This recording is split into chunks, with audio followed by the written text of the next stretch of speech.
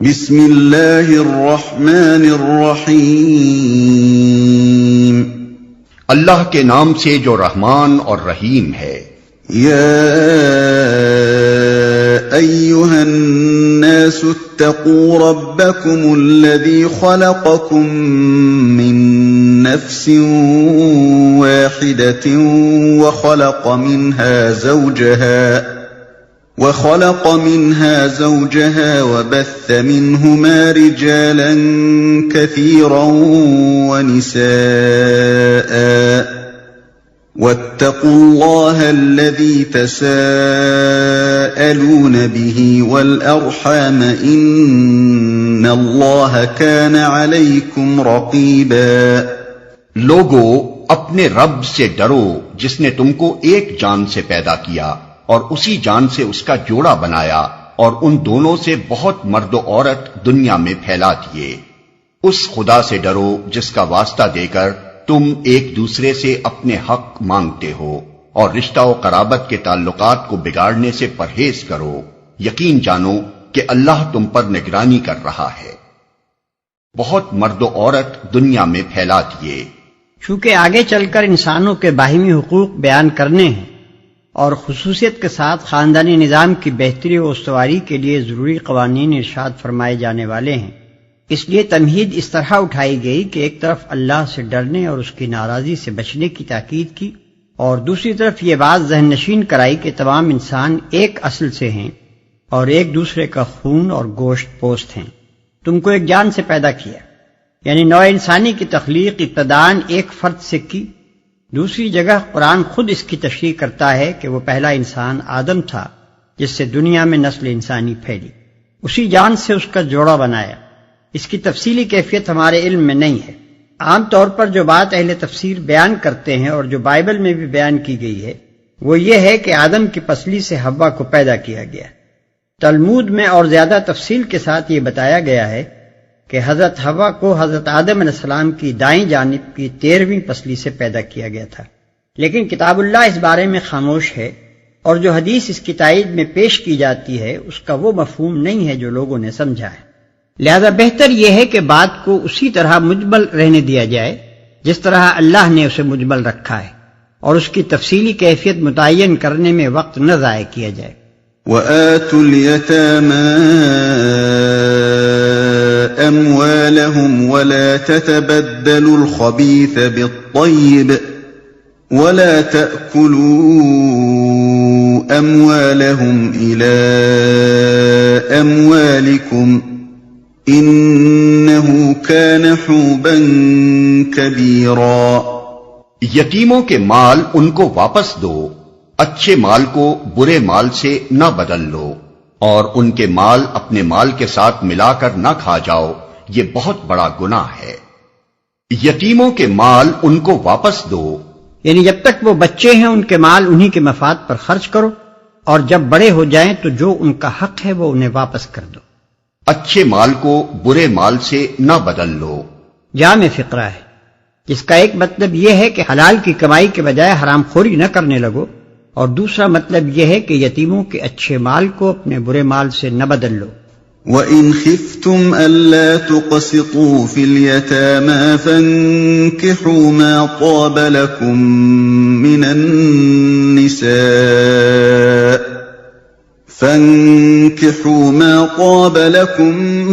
مِّنَ النِّسَاءِ مَثْنَىٰ وَثُلَاثَ وَرُبَاعَ ۖ فَإِنْ خِفْتُمْ أَلَّا تَعْدِلُوا فَوَاحِدَةً أَوْ مَا مَلَكَتْ أَيْمَانُكُمْ ذَلِكَ أَدْنَىٰ أَلَّا تَعُولُوا۔ اور اگر تم یتیموں کے ساتھ بے انصافی کرنے سے ڈرتے ہو تو جو عورتیں تم کو پسند آئیں ان میں سے 2-2، 3-3، 4-4 سے نکاح کر لو، لیکن اگر تمہیں اندیشہ ہو کہ ان کے ساتھ عدل نہ کر سکو گے تو پھر ایک ہی بیوی کرو، یا ان عورتوں کو زوجیت میں لاؤ جو تمہارے قبضے میں آئی ہیں۔ بے انصافی سے بچنے کے لیے یہ زیادہ قرین ثواب ہے۔ تو جو عورتیں تم کو پسند آئیں ان میں سے 2-2، 3-3، 4-4 سے نکاح کر لو۔ اس کے 3 مفہوم اہل تفسیر نے بیان کیے ہیں۔ 1، حضرت عائشہ رضی اللہ عنہا اس کی تفسیر میں فرماتی ہیں کہ زمانہ جاہلیت میں جو یتیم بچیاں لوگوں کی سرپرستی میں ہوتی تھیں، ان کے مال اور ان کے حسن و جمال کی وجہ سے یا اس خیال سے کہ ان کا کوئی سردھرا تو ہے نہیں، جس طرح ہم چاہیں گے دبا کر رکھیں گے، وہ ان کے ساتھ خود نکاح کر لیتے تھے اور پھر ان پر ظلم کیا کرتے تھے۔ اس پر ارشاد ہوا کہ اگر تم کو اندیشہ ہو کہ یتیم لڑکیوں کے ساتھ انصاف نہ کر سکو گے تو دوسری عورتیں دنیا میں موجود ہیں، ان میں سے جو تمہیں پسند آئیں ان کے ساتھ نکاح کر لو۔ اسی صورت میں 19ویں رکوع کی پہلی آیت اس تفسیر کی تائید کرتی ہے۔ 2، ابن عباس رضی اللہ عنہ اور ان کے شاگرد اکرمہ اس کی تفسیر یہ بیان کرتے ہیں کہ جاہلیت میں نکاح کی کوئی حد نہ تھی، ایک شخص 10 بیویاں کر لیتا تھا، اور جب اس کثرت ازدواج سے مصارف بڑھ جاتے تھے تو مجبور ہو کر اپنے یتیم بھتیجوں، بھانجوں اور دوسرے بے بس عزیزوں کے حقوق پر دسترازی کرتا تھا۔ اس پر اللہ تعالیٰ نے نکاح کے لیے 4 کی حد مقرر کر دی اور فرمایا کہ ظلم و بے انصافی سے بچنے کی صورت یہ ہے کہ 1 سے لے کر 4 تک اتنی بیویاں کرو جن کے ساتھ تم عدل پر قائم رہ سکو۔ 3، سعید بن جبیر اور قتادہ اور بعض دوسرے مفسرین کہتے ہیں کہ جہاں تک یتیموں کا معاملہ ہے، اہل جاہلیت بھی ان کے ساتھ بے انصافی کرنے کو اچھی نظر سے نہیں دیکھتے تھے، لیکن عورتوں کے معاملے میں ان کے ذہن عدل و انصاف کے تصور سے خالی تھے، جتنی چاہتے تھے شادیاں کر لیتے تھے اور پھر ان کے ساتھ ظلم و جور سے پیش آتے تھے۔ اس پر ارشاد ہوا کہ اگر تم یتیموں کے ساتھ بے انصافی کرنے سے ڈرتے ہو تو عورتوں کے ساتھ بھی بے انصافی کرنے سے ڈرو۔ اول تو 4 سے زیادہ نکاح ہی نہ کرو، اور اس 4 کی حد میں بھی بس اتنی بیویاں رکھو جن کے ساتھ انصاف کر سکو۔ آیت کے الفاظ ان تینوں تفسیروں کے محتمل ہیں، اور عجب نہیں کہ تینوں مفہوم مراد ہو۔ نیز اس کا ایک مفہوم یہ بھی ہو سکتا ہے کہ اگر تم یتیموں کے ساتھ ویسے انصاف نہیں کر سکتے تو ان عورتوں سے نکاح کر لو جن کے ساتھ یتیم بچے ہیں۔ اگر تمہیں اندیشہ ہو کہ ان کے ساتھ عدل نہ کر سکو گے تو پھر ایک ہی بیوی کرو۔ اس بات پر فقہائے امت کا اجماع ہے کہ اس آیت کی روح سے تعدد ازواج کو محدود کیا گیا ہے اور بیک وقت 4 سے زیادہ بیویاں رکھنے کو ممنوع کر دیا گیا ہے۔ روایات سے بھی اس کی تصدیق ہوتی ہے، چنانچہ احادیث میں آیا ہے کہ طائف کا رئیس غیلان جب اسلام لایا تو اس کی 9 بیویاں تھیں۔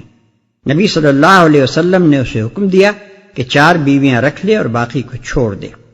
اسی طرح ایک دوسرے شخص نوفل بن معاویہ کی 5 بیویاں تھیں، آپ نے حکم دیا کہ ان میں سے ایک کو چھوڑ دے۔ نیز یہ آیت تعدد ازواج کے جواز کو عدل کی شرط سے مشروط کرتی ہے۔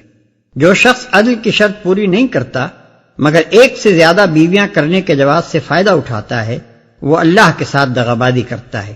حکومت اسلامی کی عدالتوں کو حق حاصل ہے کہ جس بیوی یا جن بیویوں کے ساتھ وہ انصاف نہ کر رہا ہو ان کی داد رسی کریں۔ بعض لوگ اہل مغرب کی مسیحیت زیادہ رائے سے مغلوب و مروب ہو کر یہ ثابت کرنے کی کوشش کرتے ہیں کہ قرآن کا اصل مقصد تعدد ازواج کے طریقے کو، جو مغربی نقطہ نظر سے فی الاصل برا طریقہ ہے، مٹا دینا تھا، مگر چونکہ یہ طریقہ بہت زیادہ رواج پا چکا تھا اس لیے اس پر صرف پابندیاں عائد کر کے چھوڑ دیا گیا۔ لیکن اس قسم کی باتیں دراصل محض ذہنی غلامی کا نتیجہ ہیں۔ تعدد ازواج کا فی نفسے ہی ایک برائی ہونا بجائے خود ناقابل تسلیم ہے، کیونکہ بعض حالات میں یہ چیز ایک تمدنی اور اخلاقی ضرورت بن جاتی ہے۔ اگر اس کی اجازت نہ ہو تو پھر وہ لوگ جو ایک عورت پر قانع نہیں ہو سکتے حصار نکاح سے باہر صنفی بدامنی پھیلانے لگتے ہیں، جس کے نقصانات تمدن و اخلاق کے لیے اس سے بہت زیادہ ہیں جو تعدد ازواج سے پہنچ سکتے ہیں۔ اسی لیے قرآن نے ان لوگوں کو اس کی اجازت دی ہے جو اس کی ضرورت محسوس کریں۔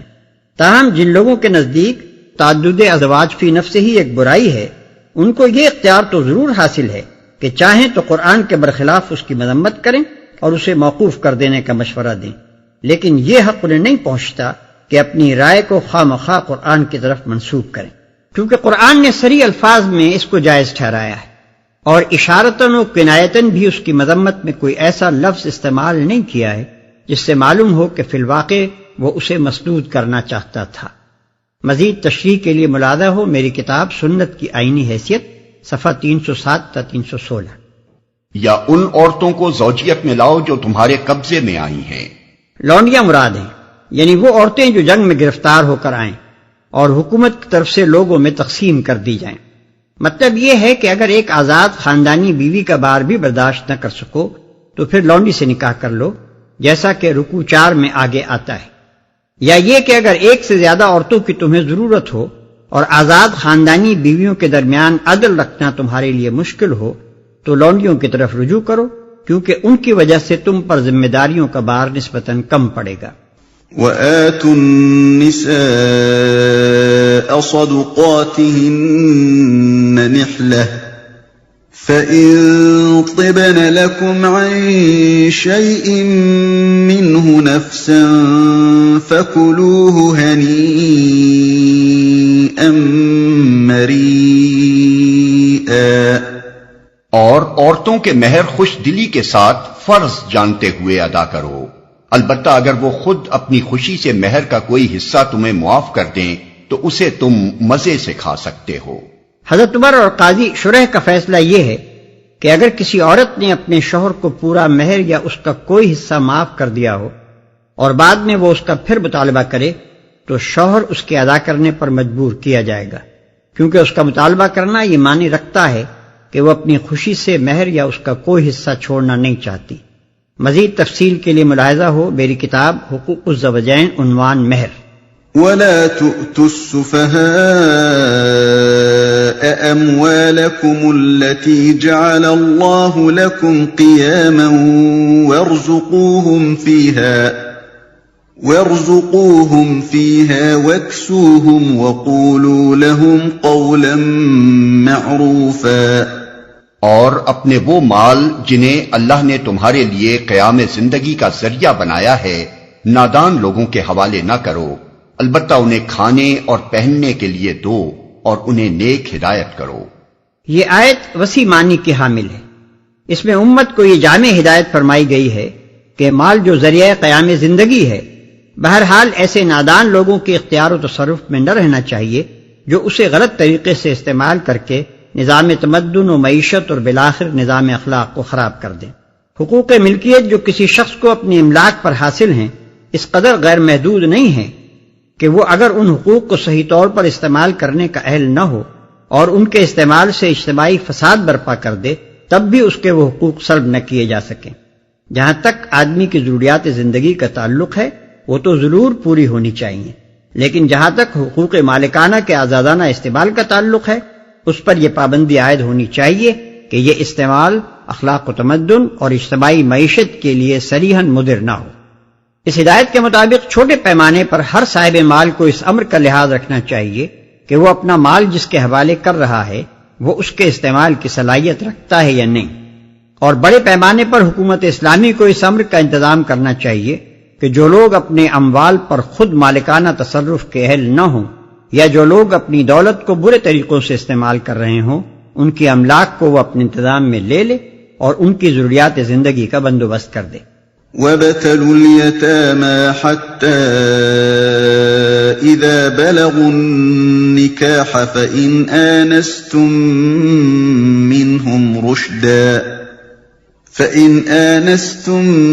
مِّنْهُمْ رُشْدًا فَادْفَعُوا إِلَيْهِمْ أَمْوَالَهُمْ وَلَا تَأْكُلُوهَا إِسْرَافًا وَبِدَارًا أَن يَكْبَرُوا وَمَن كَانَ غَنِيًّا فَلْيَسْتَعْفِفْ وَمَن كَانَ فَقِيرًا فَلْيَأْكُلْ بِالْمَعْرُوفِ فَإِذَا دَفَعْتُمْ إِلَيْهِمْ أَمْوَالَهُمْ فَأَشْهِدُوا عَلَيْهِمْ وَكَفَى بِاللَّهِ حَسِيبًا۔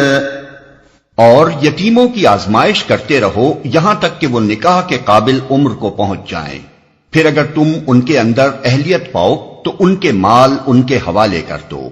ایسا کبھی نہ کرنا کہ حد انصاف سے تجاوز کر کے اس خوف سے ان کے مال جلدی جلدی کھا جاؤ کہ وہ بڑے ہو کر اپنے حق کا مطالبہ کریں گے۔ یتیم کا جو سرپرست مالدار ہو وہ پرہیزگاری سے کام لے اور جو غریب ہو وہ معروف طریقے سے کھائے۔ پھر جب ان کے مال ان کے حوالے کرنے لگو تو لوگوں کو اس پر گواہ بنا لو اور حساب لینے کے لیے اللہ کافی ہے۔ اور یتیموں کی آزمائش کرتے رہو یہاں تک کہ وہ نکاح کے قابل عمر کو پہنچ جائیں۔ یعنی جب وہ سن بلوغ کے قریب پہنچ رہے ہوں تو دیکھتے رہو کہ ان کا عقلی نشو و نما کیسا ہے، اور ان میں اپنے معاملات کو خود اپنی ذمہ داری پر چلانے کی صلاحیت کس حد تک پیدا ہو رہی ہے۔ پھر اگر تم ان کے اندر اہلیت پاؤ تو ان کے مال ان کے حوالے کر دو۔ مال ان کے حوالے کرنے کے لیے دو شرطیں عائد کی گئی ہیں، ایک بلوغ، دوسرے رشد، یعنی مال کے صحیح استعمال کی اہلیت۔ پہلی شرط کے متعلق تو فقہائے امت میں اتفاق ہے۔ دوسری شرط کے بارے میں امام ابو حنیفہ رحمۃ اللہ علیہ کی رائے یہ ہے کہ اگر سن بلوغ کو پہنچنے پر یتیم میں رشد نہ پایا جائے تو ولی یتیم کو زیادہ سے زیادہ 7 سال اور انتظار کرنا چاہیے، پھر خواہ رشد پایا جائے یا نہ پایا جائے اس کا مال اس کے حوالے کر دینا چاہیے۔ اور امام ابو یوسف، امام محمد اور امام شافعی رحمہ اللہ کی رائے یہ ہے کہ مال حوالہ کیے جانے کے لیے بہرحال رشد کا پایا جانا ناگزیر ہے۔ غالباً مؤخر ذکر حضرات کی رائے کے مطابق یہ بات زیادہ قرین ثواب ہوگی کہ اس معاملے میں قاضی شرع سے رجوع کیا جائے، اور اگر قاضی پر ثابت ہو جائے کہ اس میں رشد نہیں پایا جاتا تو وہ اس کے معاملات کی نگرانی کے لیے خود کوئی مناسب انتظام کر دے۔ یتیم کا جو سرپرست مالدار ہو وہ پرہیزگاری سے کام لے، اور جو غریب ہو وہ معروف طریقے سے کھائے۔ یعنی اپنا حق الخدمت اس حد تک لے کہ ہر غیر جانبدار معقول آدمی اس کو مناسب تسلیم کرے۔ نیز یہ کہ جو کچھ بھی حق الخدمت وہ لے چوری چھپے نہ لے بلکہ علانیہ متعین کر کے لے اور اس کا حساب رکھے۔ للرجال نصیب مما ترك الوالدان والأقربون وللنساء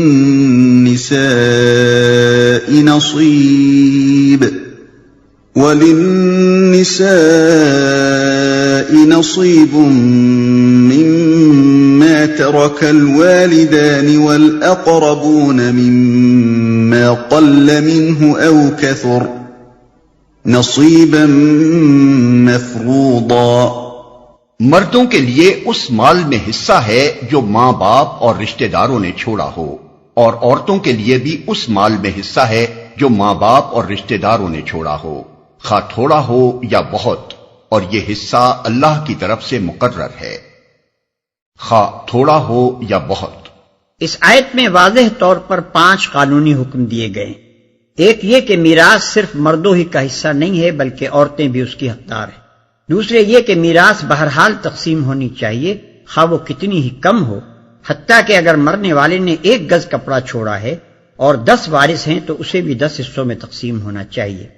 یہ اور بات ہے کہ ایک وارث دوسرے وارثوں سے ان کا حصہ خرید لے۔ تیسرے، اس آیت سے یہ بات بھی مترشح ہوتی ہے کہ وراثت کا قانون ہر قسم کے اموال و املاک پر جاری ہوگا، خواہ وہ منقولہ ہوں یا غیر منقولہ، زرعی ہوں یا صنعتی یا کسی اور صنف مال میں شمار ہوتے ہوں۔ چوتھے، اس سے معلوم ہوتا ہے کہ میراث کا حق اس وقت پیدا ہوتا ہے جب مورث کوئی مال چھوڑ مرا ہو۔ پانچویں، اس سے یہ قاعدہ بھی نکلتا ہے کہ قریب تر رشتہ دار کی موجودگی میں بعید تر رشتہ دار میراث نہ پائے گا۔ وَإِذَا حَضَرَ الْقِسْمَةَ أُولُو الْقُرْبَى وَالْيَتَامَى وَالْمَسَاكِينُ فَارْزُقُوهُم مِّنْهُ وَقُولُوا لَهُمْ قَوْلًا مَّعْرُوفًا۔ اور جب تقسیم کے موقع پر کنبے کے لوگ اور یتیم اور مسکین آئیں تو اس مال میں سے ان کو بھی کچھ دو اور ان کے ساتھ بھلے مانسوں کی سی بات کرو۔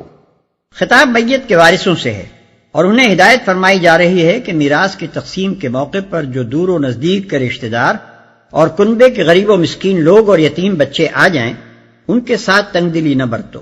میراث میں عذر شرع ان کا حصہ نہیں ہے تو نہ صحیح، وسعت قلب سے کام لے کر ترکہ میں سے ان کو بھی کچھ نہ کچھ دے دو، اور ان کے ساتھ وہ دل شکن باتیں نہ کرو جو ایسے مواقع پر بالعموم چھوٹے دل کے کمزرف لوگ کیا کرتے ہیں۔ وَلْيَخْشَ الَّذِينَ لَوْ تَرَكُوا مِنْ خَلْفِهِمْ ذُرِّيَّةً ضِعَافًا خَافُوا عَلَيْهِمْ فَلْيَتَّقُوا اللَّهَ وَلْيَقُولُوا قَوْلًا سَدِيدًا۔ لوگوں کو اس بات کا خیال کر کے ڈرنا چاہیے کہ اگر وہ خود اپنے پیچھے بے بس اولاد چھوڑتے تو مرتے وقت انہیں اپنے بچوں کے حق میں کیسے کچھ اندیشے لاحق ہوتے، پس چاہیے کہ وہ خدا کا خوف کریں اور راستی کی بات کریں۔ إن الذين يأكلون أموال اليتامى ظلما إنما يأكلون في بطونهم نارا وسيصلون سعيرا. جو لوگ ظلم کے ساتھ یتیموں کے مال کھاتے ہیں در حقیقت وہ اپنے پیٹ آگ سے بھرتے ہیں اور وہ ضرور جہنم کی بھڑکتی ہوئی آگ میں جھونکے جائیں گے. حدیث میں آیا ہے کہ جنگ احد کے بعد حضرت سعد بن ربی کی بیوی اپنی 2 بچیوں کو لیے ہوئے نبی صلی اللہ علیہ وسلم کی خدمت میں حاضر ہوئیں اور انہوں نے عرض کیا کہ یا رسول اللہ، یہ سعد کی بچیاں ہیں جو آپ کے ساتھ احد میں شہید ہوئے ہیں. ان کے چچا نے پوری جائیداد پر قبضہ کر لیا ہے اور ان کے لیے ایک حبہ تک نہیں چھوڑا ہے.